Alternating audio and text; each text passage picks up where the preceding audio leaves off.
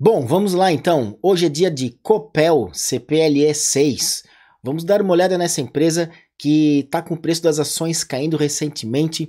Então vamos fazer um vídeo bem completo, dar uma passada pelos seus múltiplos, analisar o gráfico, calcular preço justo, olhar os seus dividendos, é claro, para tentar entender se vale a pena investir nessa empresa agora ou não.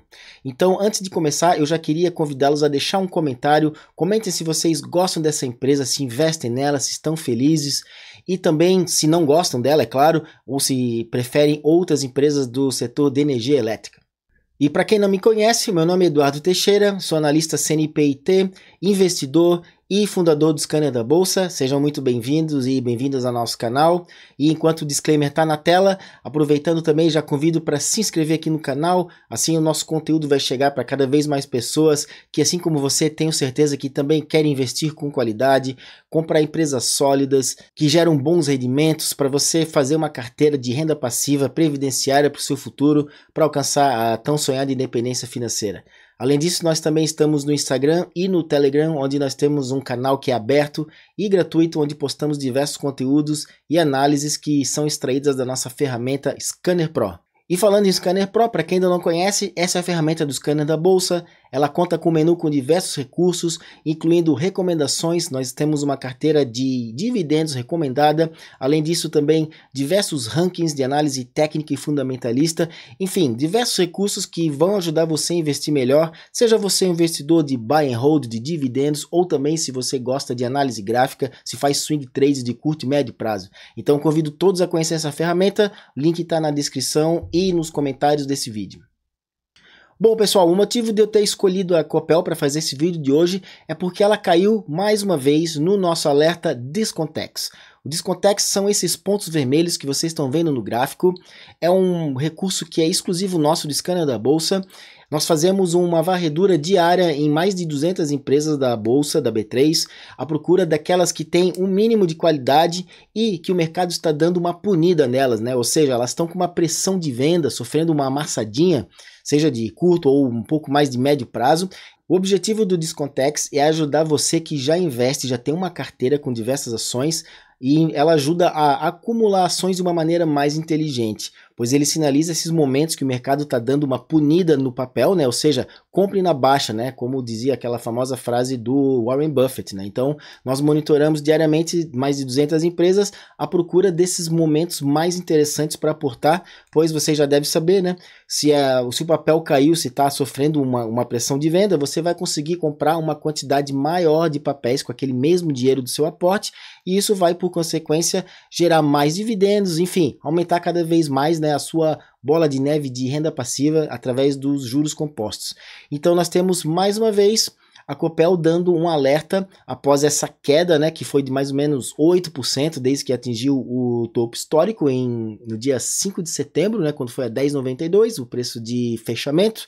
Então, com essa queda agora, que foi um tanto acentuada, sinalizou mais uma vez o Discontex.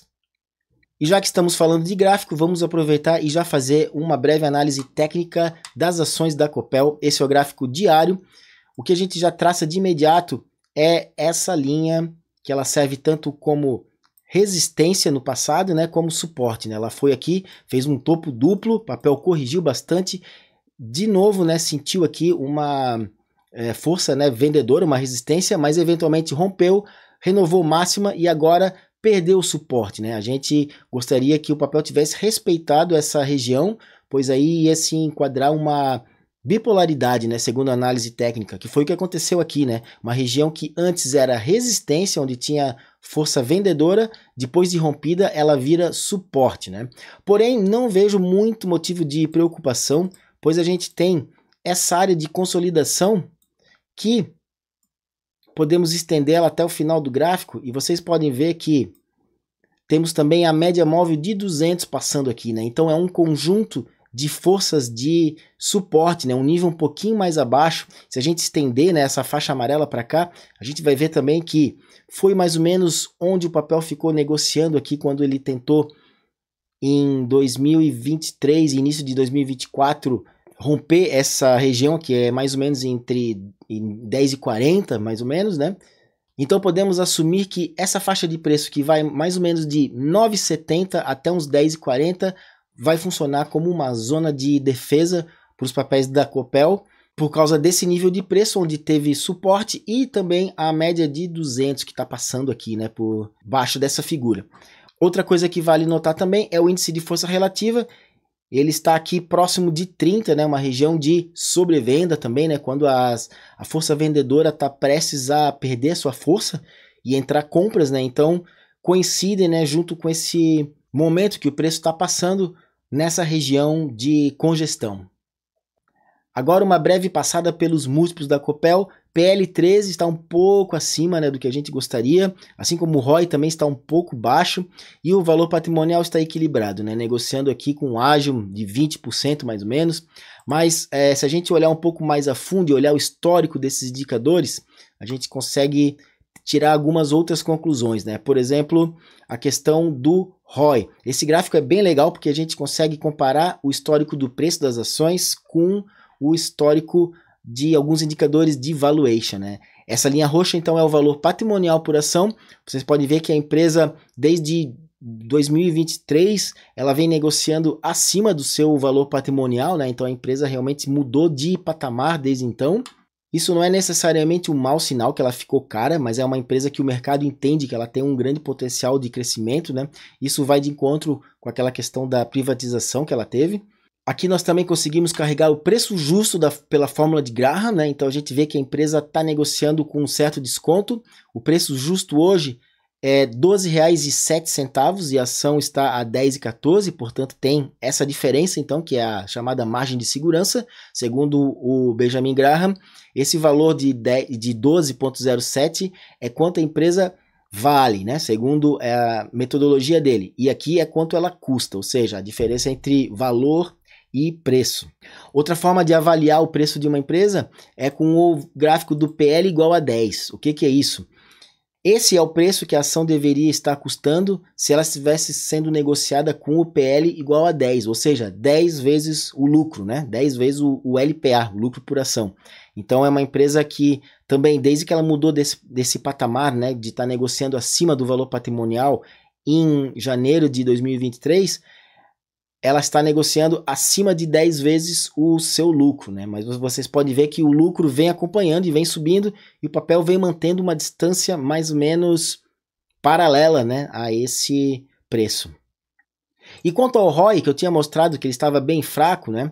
A gente vê aqui o histórico, apesar dele estar agora em 9%, vejam que ele esteve bem pior aqui em janeiro, né? Chegou a negociar, a empresa chegou a estar com um ROI de 4%, né? 4%, depois de uma época aqui em 2021 que ela estava bem alta, né? Chegou a ter um ROI de 26%, que é bem alto, né, para uma empresa de energia elétrica, que geralmente trabalha entre 10% e 15%, pelo que a gente tem visto nas outras empresas. E eu vejo isso aqui então como um sinal positivo que a empresa está recuperando essa rentabilidade, né? Ou seja, ela está conseguindo ter uma eficiência maior, um retorno, né, para o acionista em relação ao seu patrimônio líquido vem aumentando. E isso se reflete também no lucro por ação, né? Veja que o gráfico do lucro por ação, que é o verde, está praticamente idêntico ao ROI. A gente vê que a empresa está com lucro por ação agora de 78 centavos, já esteve em 29 nessa época aqui em 2023, então estamos vendo aqui uma boa recuperação do lucro e do retorno sobre o patrimônio para a Copel. E falando em patrimônio, uma coisa bem legal que eu quero mostrar para vocês é a questão do balanço patrimonial, né, onde a gente compara os ativos e os passivos. Vocês podem ver que é uma empresa que tem uma relação ativo-passivo muito grande, né? Vejam só, as barras verdes são os ativos da empresa e as barras marrons são os passivos, né? Então tem uma relação aqui muito grande, né? Tem muito mais ativos que passivos, o que deixa uma empresa muito leve, né, do seu ponto de vista financeiro. E o patrimônio líquido, ao avaliar ele individualmente, ou seja, é somar, né? Aliás, subtrair o ativo do passivo, a gente vê aquilo que todo mundo gosta de ver, o investidor de longo prazo, que é esse crescimento robusto e uniforme ao longo do tempo, né? A empresa vem agregando valor patrimonial para o acionista e vem praticamente renovando recordes a cada novo trimestre, com exceção de poucas quedas que são pontuais, né, e o patrimônio já recupera logo depois. Então, nesse momento, a empresa com patrimônio líquido de 24 bilhões de reais, valor bem expressivo, né, com certeza é uma das maiores empresas de energia elétrica listada na bolsa. E enquanto ao endividamento, como eu já mostrei, né, dívida é passivo, então nós também temos uma relação aqui muito legal do patrimônio, né, em relação à dívida que a empresa tem, uma dívida muito baixa, então uma empresa com uma saúde financeira excelente. E para finalizar, vamos dar uma olhada nos dividendos da Copel. Ela teve esse pagamento excepcional, né, em 2021, 14% em relação ao preço atual, é um valor bem atípico, né? Então fica complicado a gente tentar tirar um preço médio baseado numa janela de 5 anos, né? Então fica mais prudente olhar aqui os 12 meses, os 3 anos acaba pegando um pouco, tá, desse valor aqui. Então, para calcular um yield, tá, em nenhum desses cenários ele chega no preço teto do Bazin, onde ele diz que devemos comprar empresas que pagam no mínimo 6% ao ano, né? Então ele não cumpre. Por isso nós temos a margem de segurança negativa em todos os casos. Porém, como a gente espera que os lucros da empresa cresçam, né, comprando a um patamar agora de 10 e 14, eventualmente o seu yield deve passar os 6%.